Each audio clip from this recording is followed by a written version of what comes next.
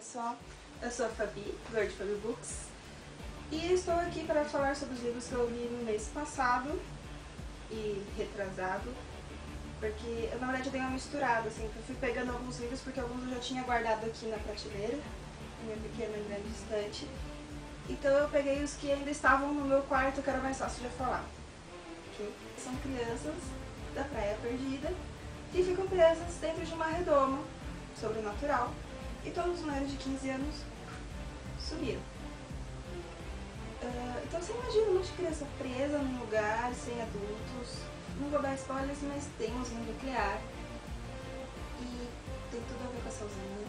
Então algumas crianças começam a ficar ali presas, começam a criar mutações, e não só as crianças, também algumas criaturas, alguns animais começam a ficar mutantes, o que pode chegar a ameaçar a vida dessas crianças. E neste livro aqui, ele revela, assim, como está chegando no final da saga, então ele revela também o que está acontecendo fora da redoma. Porque até então a gente não fazia ideia do que estava acontecendo, a gente sabia o que estava acontecendo com as crianças. Então você vai vendo essa realidade dupla e vai torcendo para essa redoma sumir. Só que o problema é o seguinte, essas crianças, elas estão praticamente um ano ou mais vivendo dentro dessa redoma.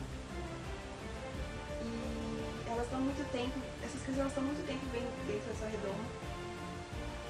Como assim, tendo que sobreviver um dia de cada vez, tendo que lidar com problemas de armas, drogas, de comida, de briga, de sexualidade, de canibalismo, de criaturas bizarras, de alienígenas, de mutantes, e enquanto a pessoa lá fora tentando descobrir o que está acontecendo lá dentro e o que foi que aconteceu, como surgiu essa redoma.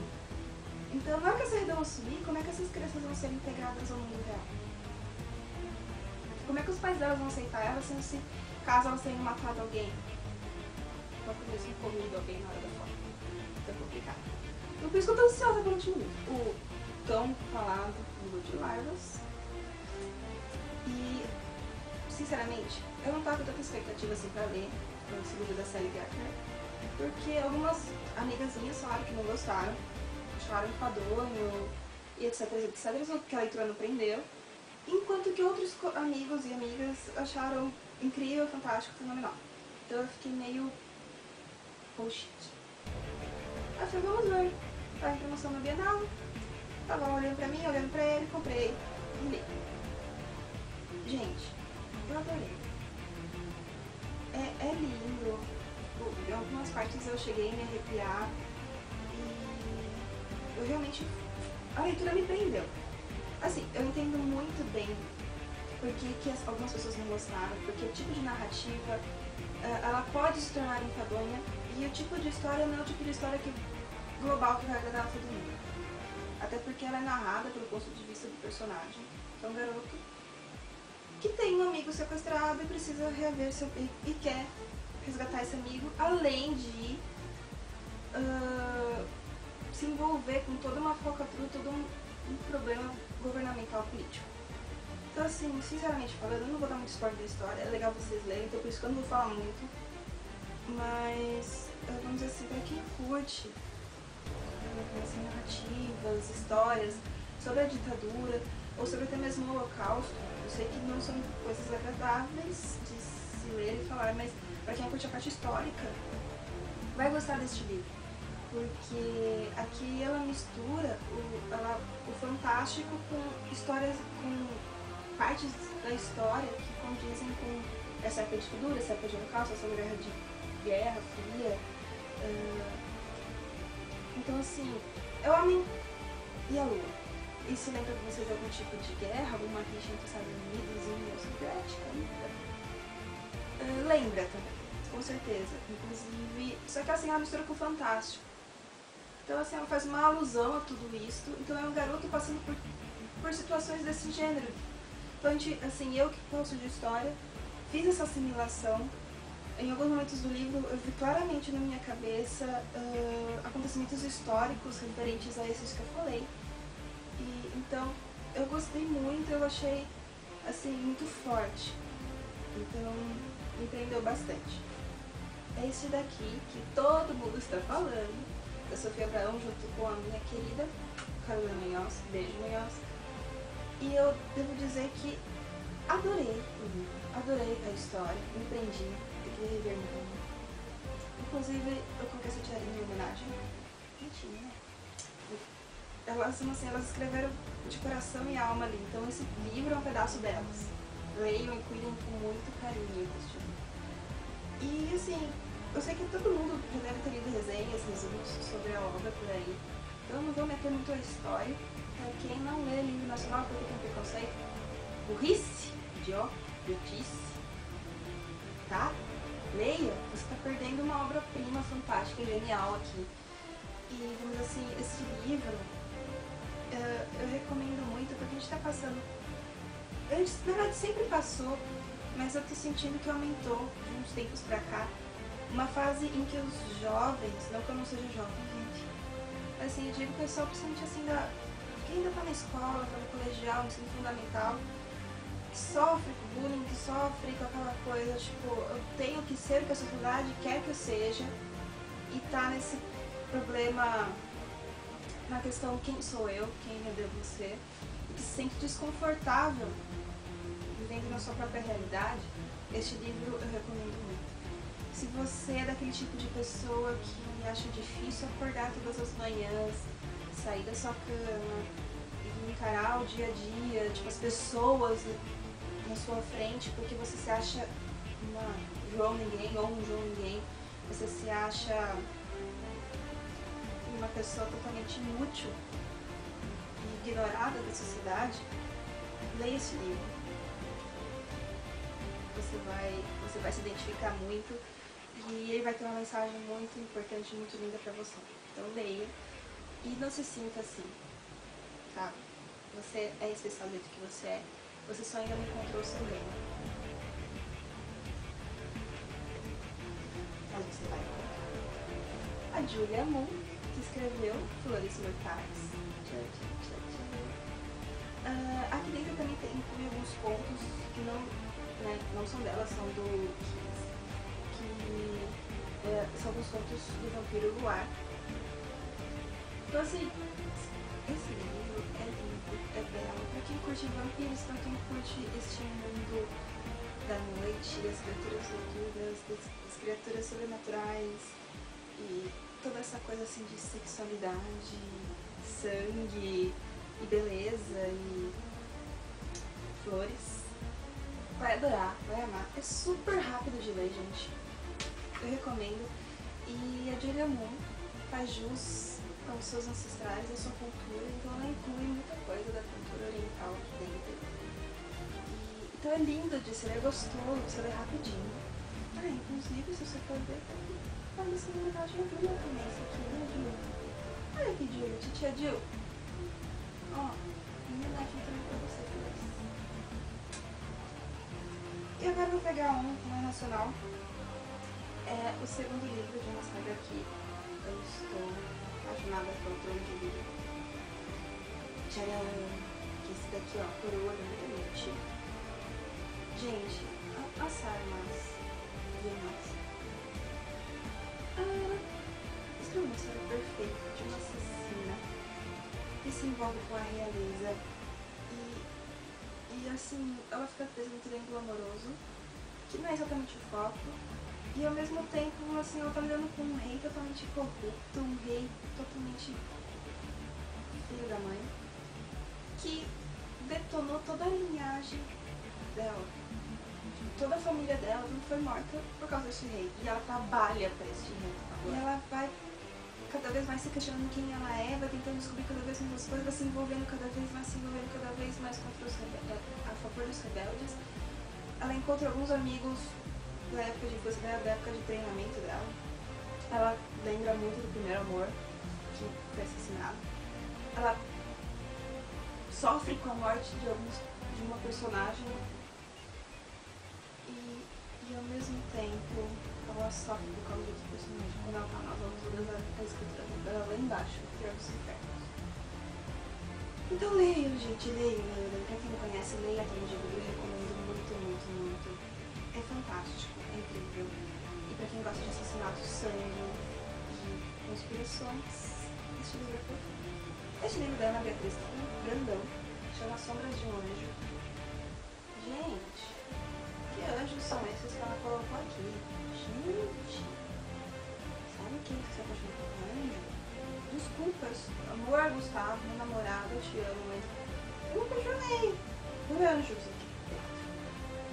E pra quem curte a série Fallen, pra série Rush, um sussurro, vai gostar muito desse livro, mas muito, muito mesmo. Então, pra quem gosta desse tipo de história envolvendo dungeons e triângulos amorosos e guerras entre o bem e o mal, entre o céu e o inferno, envolvendo uma garota totalmente inocente com muitos probleminhas psicológicos,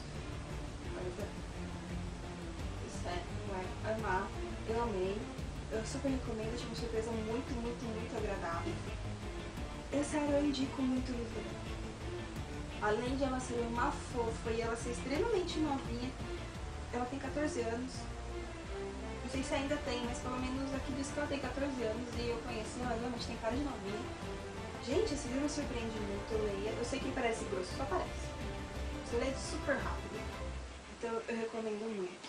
Vamos dar essa força, gente, para a literatura nacional, porque a literatura nacional tem uma qualidade incrível. E aqui tá a prova. Então vamos dar uma chance, vamos ajudar esses escritores a crescerem, a aparecerem. E leiam. Vou pegar mais um nacional, de um grande amigo meu também, que adoro. Ele é um fofo, assim como a esposa dele é uma fofa, a Fran Dracon. Cemitério de Dragões, que o Legado Ranger, esse é o primeiro livro da série Legado Ranger. E, gente, eu não sei, os personagens em certo ponto do livro, eles vão lembrar muito os Power Rangers. Mas, e daí, cara? Ele consegue colocar os Power Rangers com muita maestria dentro do livro. Ele deu uma entrevista com o Marcel Colombo, em que o Dracon confessou, ou melhor, reafirmou, que ele trabalhou como Power Ranger vermelho numa época da vida dele. Então, ou seja, como ele mesmo disse, isso só prova que ele tem muita autoridade pra falar sobre o Power Rangers, que ele sabe sobre o que está falando. E, gente, ele é um mestre da fantasia. Então, cara, imagina, ele mistura viagens alucinantes entre mundos, ele cria, assim, atmosferas, lugares e situações inusitadas, ele coloca personagens, assim, de cada tipo de realidade no nosso mundo. Tô falando brasileiro, tem gente da África, tem gente dos Estados Unidos, tem gente do Brasil e tem gente da França, e enfim, ele tenta pegar, tipo, ele tenta misturar etnias junto com personagens, tipo, que para nós seriam alienígenas, mas, né, não são bem assim, eles também são de outros mundos, que estão vivendo o mesmo problema que esses personagens estão vivendo, e assim, e eles são os nossos Power Rangers, e eles não estão somente defendendo o planeta Terra, mas eles estão defendendo todos esses mundos, esses planetas, esses universos. Então, assim, gente, é muito louco, leiam, tipo, e assim, não é tão viajado. É um livro de fantasia, e ele soube misturar tudo isso com muita maestria. Isso é muito bom. Então leia, gente, sério, ele sabe o que tá fazendo aqui, sabe muito bem o que tá fazendo. Então leia, Dracon. Obrigada por este livro lindo, maravilhoso. Para encerrar, esse aqui é o livro de continuação do livro Brilho. Esse aqui é mais um livro de Space Opera, do Sakai, que eu estou apaixonada da Amy Kathleen O'Brien. E assim, a história é sobre duas naves que estão indo até a nova Terra, que a Terra, nossa, já está totalmente... Enfim, que Terra. E eles estão indo para essa nova Terra, são duas naves, e por causa de um complô, por causa de uma sabotagem, uma das naves são os Mexico Inférteis, e vocês sabem que leva-se anos e mais anos para se chegar a um novo planeta. Então, ou seja, essa geração talvez não chegue, mas a próxima sim. Então como é que essa nave vai sobreviver para chegar lá? Vai chegar vazia. Essas mulheres estão inférteis, como é que elas vão procriar? Então, essa nave ataca a outra nave para sequestrar as mulheres, roubar os óvulos delas, implantar nas suas mulheres para que elas possam procriar. Só que acontece o quê? Que nessa invasão elas acabam matando praticamente 70-80% da população adulta, sequestra as adolescentes e garotinhas, crianças, e então você imagina a merda, só fica os garotos nessa nave.